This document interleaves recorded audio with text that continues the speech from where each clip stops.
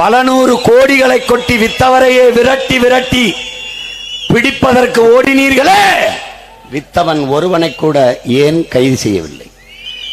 வாங்கியவன் ஒருவனை கூட, வித்தவர் காட்டுக்குள் இருந்தால் வாங்கியவன் நாட்டுக்குள் தான் இருந்தான், ஏன் கைது செய்யவில்லை? ஏனால் வாங்கி வித்து கோடி கோடியாக சம்பாதித்த அயோக்கியர்கள் அதிகாரத்தில் இருந்தார்கள். பூலாண்டேவி போல பொது மன்னிப்பு கொடுத்து வெளியே வந்தால் அவரே சொல்கிறார், பார், நான் தேர்தலில் நிற்பேன், என் மக்கள் எனக்கு வாக்கு செலுத்தி வெல்ல வைப்பார்கள், நானும் அதிகாரத்திற்கு வருவேன். பூலாண்டேவி எம்பி ஆகும் போது எங்கள் ஐயா எம்பி இருக்க முடியாதா? எம்எல்ஏ இருக்க முடியாதா? அமைச்சராக இருக்க முடியாதா? அவரை நேசித்தின்ற கோடிக்கணக்கான மக்கள் அவருக்கு வாக்கு செலுத்தியிருக்க மாட்டார்களா? வலிமைப்படுத்தியிருக்க மாட்டார்களா? ஏன் அவரை கொண்டு வரவில்லை? வெளியில் வந்து பேசினால் பல பேர் வாழ்க்கை சந்தி சிரித்துவிடும். யார் உண்மையான திருடர்கள், யார் உண்மையான கொள்ளைக்காரர்கள் என்று வெளியில் தெரிந்துவிடும். அதனால் அவரை கொல்ல வேண்டிய தேவை இவர்களுக்கு இருந்தது. தமிழ் இனம் இந்த இந்த இந்த அதிகாரத்தில் இருக்கிறவர்கள் அள்ளி விடுகிற பொய்யை அப்படியே நம்பும், அப்படியே நம்பும். ஒரு கேள்வி நீங்க கேட்டிருக்க வேண்டாமா?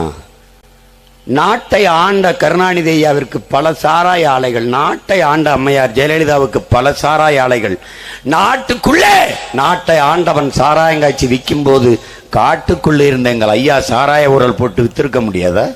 செய்தாரா? செய்யல. ஏன்? பீடி சிகரெட்டு வெத்தலவா குடிச்சாருன்னு நீங்க கேள்விப்பட்டது உண்டு? இல்ல. காட்டுக்குள்ள இருந்தார், பல பெண்களை கடத்தி வன்புணர்வு செய்தார், கற்பழிச்சார். அப்படி செய்தியெல்லாம் நீ படிச்சது உண்டு? ஆனா நாட்டுக்குள்ளே நாட்டை ஆண்ட எத்தனை அமைச்சர் பெருமக்கள், எவ்வளவு பேர், என்னென்ன அயோக்கியத்தனம், லட்சக்கணக்கான கோடிகளை பதுக்கியும் ஒதுக்கியும் வைத்த பாவிகள். ஒருவரை பழி சுமத்தி காரணம், தமிழனின் எவனும் வீரனாக எழக்கூடாது. நெஞ்சுரத்தோடு நிமிர்ந்து நின்றால் அவனை பயங்கரவாதி, தீவிரவாதி, பிரிவினைவாதி, திருடன், மாயாவி பழி சுமத்துவார்கள். என் தலைவன் பிரிவினைவாதி, தீவிரவாதி. காரணம், ராஜீவ்காந்தியை கொன்று விட்டார். ராஜீவ்காந்தி எங்களில் 20,000 பேரை கொன்று விட்டார். என்ன செய்யலாம்? அவருக்கு என்ன பேர் வைக்கலாம்? எப்படி பாருங்க. என்னரும் தமிழ் சொந்தங்களே, ராணுவ டேங்கர், பீரங்கி வண்டி வரிசையாக நம் மக்களை படுக்க வைத்து, கர்ப்பிணி பெண்கள், வயது முதிர்ந்தவர்கள் எல்லோரையும் படுக்க வைத்து இடுப்புக்கு கீழே அப்படியே இடுப்போட சேர்த்து பீரங்கி டேங்கரின் சக்கரத்தை வச்சு நசுக்கி கொண்டு போட்டு இருந்தது இந்திய ராணுவம். தலைவன் வந்து பார்க்கும்போது 3 வயது குழந்தை செத்து கிடந்தால் இடுப்பு கீழே நசுங்கி இப்படி கும்பிட்டபடியே அந்த இடத்தில் துடித்தான். இந்த பச்சிளம் குழந்தை பாரத தேசத்திற்கு செய்த துரோகம் என்னடா? எதுக்காடா கொன்ன? அந்த வெறி இருக்க எத்தனை முறை, எத்தனை ஆண்டுகள் கடந்தாலும் அடங்க போவதில்லை. நீங்கள் எங்களுக்கு செய்த துரோகம், என்னரும் தமிழ் சொந்தங்களே, 3 கையெழுத்தில் நம் இனத்தின் தலையெழுத்தை முடித்தவர்கள் இந்த காங்கிரசார், இந்த இந்திய நாட்டை ஆண்ட அதிகார வர்க்கம். லால் பகதூர் சாஸ்திரி காலத்திலே மலையக மக்கள் நம் மக்களை நாடற்றவர்களாக்கினார்கள், குடியேற்றவர்களாக்கி 15 லட்சத்திற்கு மேற்பட்ட மக்களை இரவோடு இரவாக இங்கே கொண்டு வந்து இறக்கி விட்டார்கள். ஸ்ரீமாவோ பண்டார நாயகா சாஸ்திரி ஒப்பந்தத்திலே ஒரு கையெழுத்து. பிறகு 1974 இந்திரா காந்தி, ஸ்ரீமாவோ பண்டார நாயக்கா 2 பேருடைய கையெழுத்து. 2 பேரும் போட்ட கையெழுத்துல 76 கச்சத்தீவை எடுத்து கொடுத்து நம் மீனவ சொந்தங்களின் வாழ்வாதாரத்தை பறித்தார்கள். தமிழன் தலையெழுத்து 2வது கையெழுத்து. 3வது ராஜீவ் ஜெயவர்தனை ஒப்பந்தம் கையெழுத்து. அந்த கையெழுத்தில் தான் போரின் தொடக்கமே. அன்னைக்கு இருந்த ஐயா சிதம்பரம், ஐயா மூப்பனார் போன்ற பெருந்தலைவர்கள் இதை செய்யாதே, வரலாற்றில் பெரிய தவறு என்று ஏன் சுட்டிக்காட்டவில்லை? அந்த கையெழுத்து தான் தமிழன் தலையெழுத்தை மாற்றுகிறது. 3 கையெழுத்து, 3ஐயும் போட்டது இந்த ஆட்சியாளர்கள், இந்த காங்கிரஸ் கட்சியின் அதிகாரத்தில் இருந்தவர்கள். அமைதி பேச்சுவார்த்தைக்கு வா பிரபாகரா. அவர் ஒத்துக்கல, அதில் கையெழுத்திடல. ஆப்டால் ஒரு 2000 பாய்ஸ், சின்ன பையன், நம்ம எவ்வளவு பெரிய துணைக்கண்டத்தின் தலைவர், நம்ம பேச்ச கேட்கல. வா டெல்லிக்கு பேச்சுவார்த்தைக்கு. நான் அசோகா ஹோட்டல்ல வச்சு ஹவுஸ் அரெஸ்ட் பூட்டிட்டேன். எப்படி இருந்திருக்கும் பாருங்க. உங்க வீட்டுக்கு விருந்துக்கு வர சொல்லி கதவை சாத்திக்கிட்டு என்னை விளக்க மாதிரி செருப்பால் அடிச்சா எனக்கு எப்படி இருக்கும்? நானா வர்றேன்னு பாருங்க. வீர மகனை அந்த ராணுவ தளபதி ஒரு சிகரெட்டு பிடிச்சிட்டு அந்த சிகரெட் ஆஸ்திரேலியா அப்படி சாம்பலை தட்டிட்டு சொல்றார், இந்த சாம்பலை நசுக்குவது போல உன்னை நசுக்கிடுவேன். நம்மால என்ன செஞ்சிருப்பாருன்னு நினைக்கிற? அப்படியே முட்டுவாயில கை வச்சுட்டு அப்படியே பார்த்துட்டே இருக்க. பிரபாகரன், மிஸ்டர் பிரபாகரன், உங்களுக்கு 2 children, உங்களுக்கு 2 குழந்தைகள் இருக்குதுன்னு. அது மாதிரி உங்களுக்கும் குழந்தைகள் இருக்கும். நீங்களும் ராணுவம் வச்சிருக்கிறீங்க, நானும் ராணுவம் வச்சிருக்கேன்.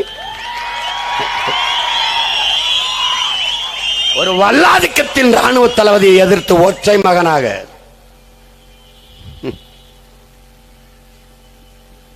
வீரம் டாடே. ஆட்டிலையும் மாட்டிலையும் கோழியிலுமே வீரத்தை கடத்தின பரம்பரை எங்கள் சந்ததியினருக்கு வீரத்தை கடத்தாம விடுவோமா என்ன சொல்லு? நீ ஏதோ விளையாட்டுக்கு சேவச்சண்டை விடுவாங்க, தமிழங்க சேவச்சண்டை விடுவாங்க, கிடாச்சண்டை விடுவாங்க, ஜல்லிக்கட்டு விடுவாங்க.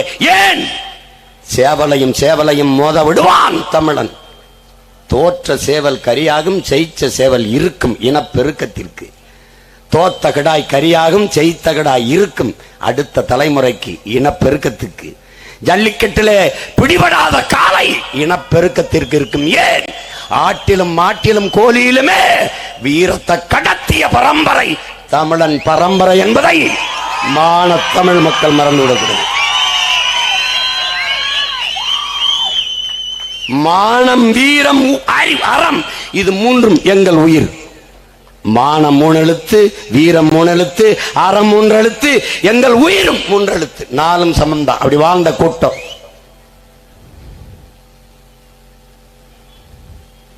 மானத்துக்காக உயிரை விட்ட ஒரு இனமிடாது. மானத்துக்காக உயிரை விட்ட இனம்.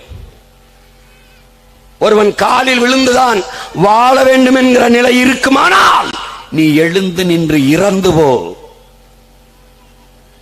நீ சரணடைந்து வாழ்வதற்கு பதில் சண்டையிட்டு செத்து போ. புரட்சியாளர் பழனி பாபா சொல்றாருல, நாயாக இருந்து 4 வீட்டிலே நக்கி பிழைத்து வாழ்வதை விட சிங்கமாக இருந்து கட்சித்து விட்டு செத்து போ.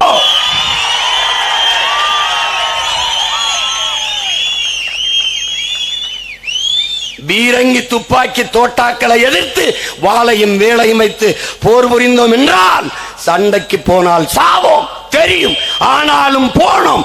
ஏன்? மான தமிழர்களுக்கு மரணத்தை விட மானம்தான் பெரிது என்பதால் போனோம். ஏன்? எங்கள் சாவு சரித்திரம் படைக்கும் என்கிற துணிவிலே போனோம், தெளிவிலே போனோம். எங்கள் தலைவன் எங்களுக்கு கற்பித்தான், சாக பயந்தவன் தரித்திரமாகிறான், சாக துணிந்தவனே சரித்திரமாகிறான் என்று. அப்படி சரித்திரமான இரு வீரர்கள் எங்களுக்கு வலதிலும் இடதிலும். அவர்களின் பிள்ளைகள். ஒருவன் இனக்காவலன், அவன் மகன் நான். ஒருவன் மனக்காவலன், அவன் மகள் என் மகள். இருவரும் களத்திலே. என்னரும் தமிழ் மக்களே, எங்களை கைவிடாது ஏந்தி பிடியுங்கள். இந்த இனம் எழ மீள பெருமையோடு வாழ இருக்கிற இறுதி வாய்ப்பு. இந்த பிள்ளைகளின் கைகளை கெட்டியாக பிடித்துக் கொள்ளுங்கள். வேற வழியே இல்லை. இவர்களை உங்களை ஏமாற்றுவார்கள், நாங்கள் இந்த நிலையிலிருந்து மொத்தமாக மாற்றுவோம். இவர்கள் உங்களை வைத்து பிழைப்பார்கள், நாங்கள் உயிருள்ளவரை உங்களுக்காக உழைப்போம்.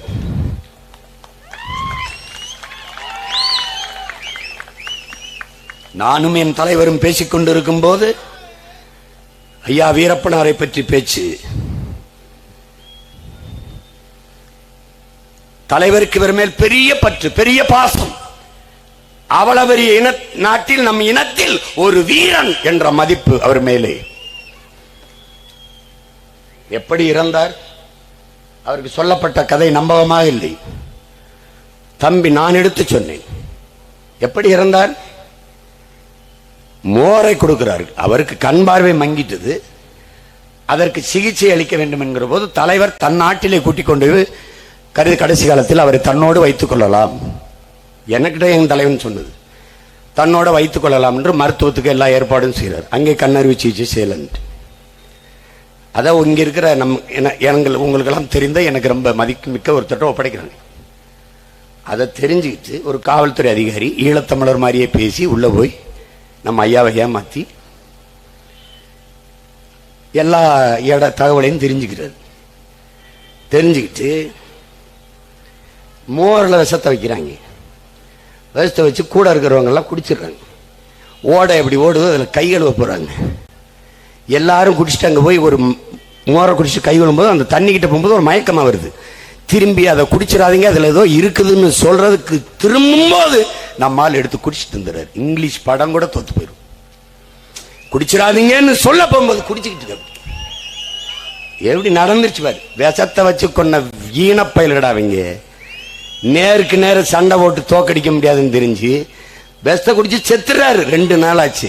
ஆடு மேய்க்கிற பையனை உள்ள அனுப்பி இறந்து கிடக்கிறாரான்னு பாருன்னு, ஆமா இறந்து கிடக்கிறாருன்னு தெரிஞ்சுக்கிட்டு திருப்பி போய் தூக்கிட்டு வந்து மீசையெல்லாம் வெட்டிட்டு அந்த வேனுக்குள்ள வச்சு தூரம் இருந்து சுட்டு ஆட்டு ரத்தத்தை பீச்சி கொன்னுட்டோன்னு பீத்திக்கிட்டு இருந்த பிக்காலி பயிலடாவீங்க. நீங்கள போய் பீத்திக்கிறீங்க.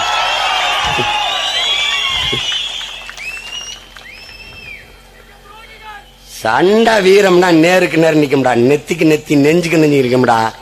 2 வீரனின் பிள்ளைங்க நிக்கிறோம் பாடுறா. எவனோடும் சேரல, யாரோடும் சேரல. வா குனிஞ்சா உயரம் குள்ளமாயிரும்டா, நிமிந்து நெத்திக்கு நெத்தி நெஞ்சுக்கு நெஞ்சு. அதான்டா வீரம். இந்த கட்சிகள்கிட்ட கேட்கிறேன், ஓட்டுக்கு 1 ரூபா காசு கொடுக்காம என்னை வீழ்த்தி காட்டு. நீ பாக்குறேன் என்னை வென்று காட்டு பாக்குறேன். வாய்ப்பே கிடையாது. நான் காசு கொடுக்கல, நீ காசு கொடுப்ப. என் மகளை வென்று காட்டிடுறா பாத்துற. நீ வென்று காட்டிடு. நீ பாத்துற. இந்த தேர்தலில் 3 ஆண் வேட்பாளர், ஒரே ஒரு பெண் புலியை நான் நிறுத்திருக்கேன்.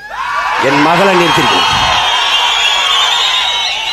தமிழ் பேரினத்தின் மொத்த வீரத்தையும் ஒன்றாக சுருக்கி என் பாட்டி வேலு நாச்சியார் வடிவிலே இந்த நிலத்திலே நிறுத்திருக்கேன். வீர மகளை நிறுத்திருக்கேன். தமிழ் பேரினம் வீழ்வதும் எழுவதும் வாழ்வதும் முடிவு செய்யப்பட வேண்டிய கட்டாயத்தில் இருக்கிறது.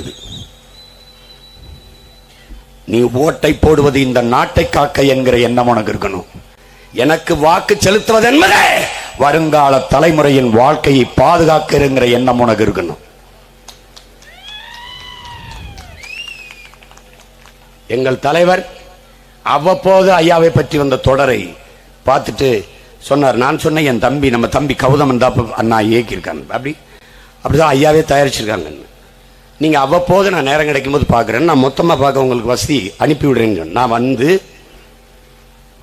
என் அருமை சகோதரன் என் ரத்தம் வேல்முருகன் சொல்லி மொத்தத்தையும் வாங்கி ஒரு பெட்டியில் வச்சு படகால அனுப்பிவிட்டேன். அவர் மேல அவ்வளவு பற்று அவருக்கு. என் அண்ணனுக்கு இருந்த பற்று அவன் தம்பிக்கு, அவன் பிள்ளைக்கு ஐயா மேல பற்று இருக்காதா? அவர் மேல இருந்த பாசமும் பற்றும் என் மகள் மேல இருக்காதா? 13 கோடி தமிழ் மக்களின் செல்ல மகள் என் அன்பு மகள் வித்யா வீரப்பன் அவர்கள் என்பதை அன்பு தமிழ் மக்கள் புரிந்து கொள்ளும்.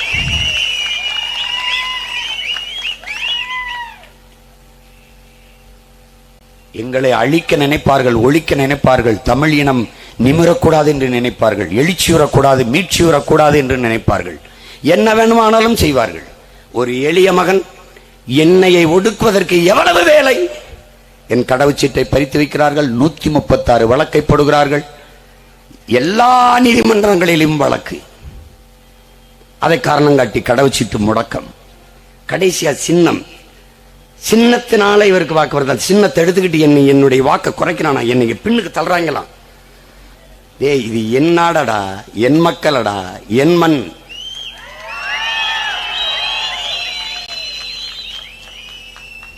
நீ வெட்டி சாய்த்தாலும் மொத்தமாக வேலிருந்து தலைக்கும் மரம் போல துளிர்த்து தலைத்து வருவமே ஒழிய வீழ்ந்து விட்டது தமிழ் பேரினம் என்று எவனும் எண்ணக்கூடாது.